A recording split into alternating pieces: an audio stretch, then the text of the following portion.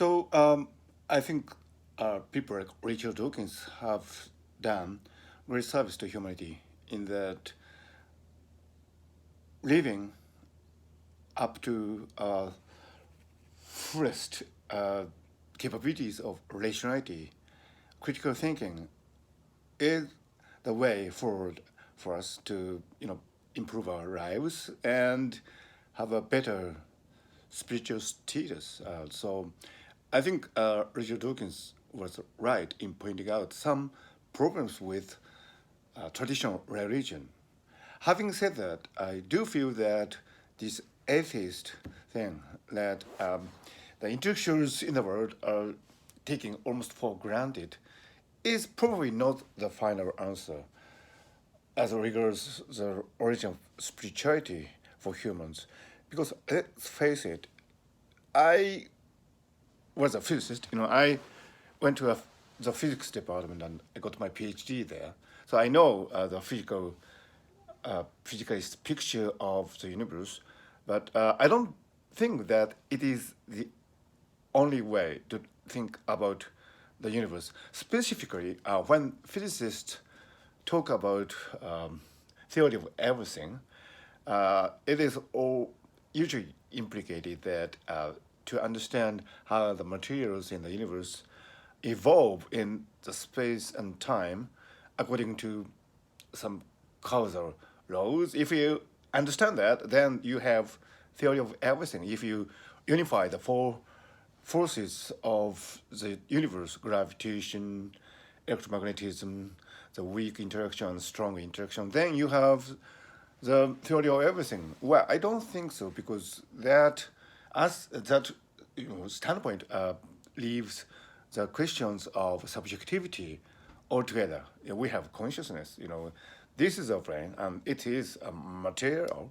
It is a very complex system of elementary particles. But physical laws can only describe how it would evolve according to some causal laws. And actually, consciousness is a total anomaly when you start from the physicalist point of view of the universe. So unless you can address the problem of consciousness and subjectivity, you really cannot have a theory of everything. Now, why and how do we have consciousness? That's a really difficult question, and I'm not saying that I would be able to answer it. But this feeling that there's something amiss in our view of the universe is, I think, a way forward for us to explore further what the meaning of our existence is. Now you can say that it is meaningless to ask the meaning, the foundations of the meaning of existence, but it is in our capability to do so.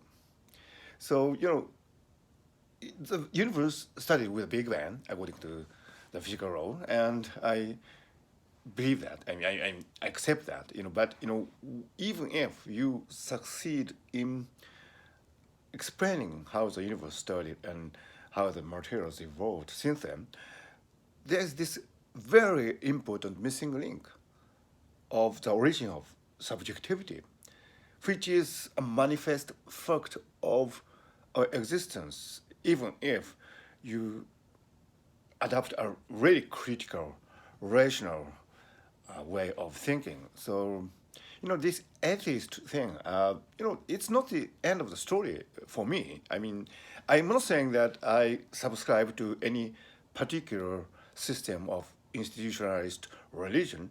I'm just saying that the question is not answered yet. I mean, it's still open. So just to say that you're an atheist doesn't really solve anything. So I do hope that this investigation of the origin of consciousness or foundation of consciousness would shed some new light on the origin of subjectivity, which would probably lead to some new ideas about the meaning of existence and the whys and hows of the whole thing. I mean, the universe, our lives, and our subjectivities. It's not, you know, closed-end story. It's an open-ended investigation. So I don't think saying you're an atheist is the final answer. I don't think so. I think the final answer would be something else.